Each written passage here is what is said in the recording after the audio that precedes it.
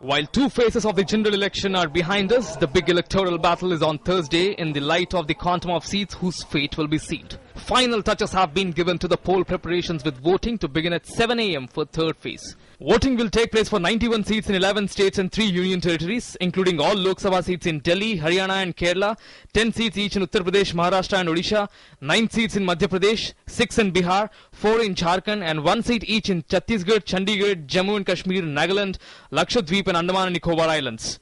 Tight security arrangements have been made for the third phase of polling and CRPF has been appointed as the nodal security agency for the general election.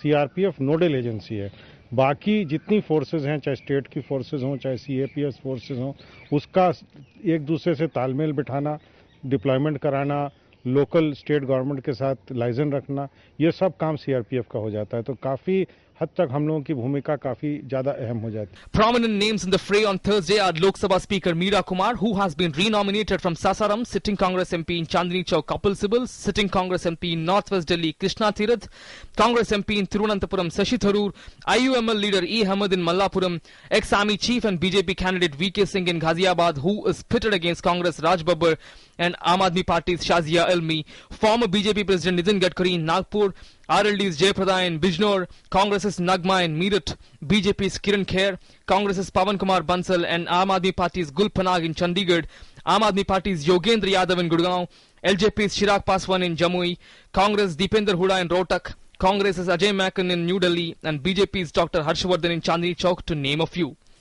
In Delhi, where all 7 Lok Sabha seats are going to polls on Thursday, around 1.27 crore voters will decide the fate of 150 contestants.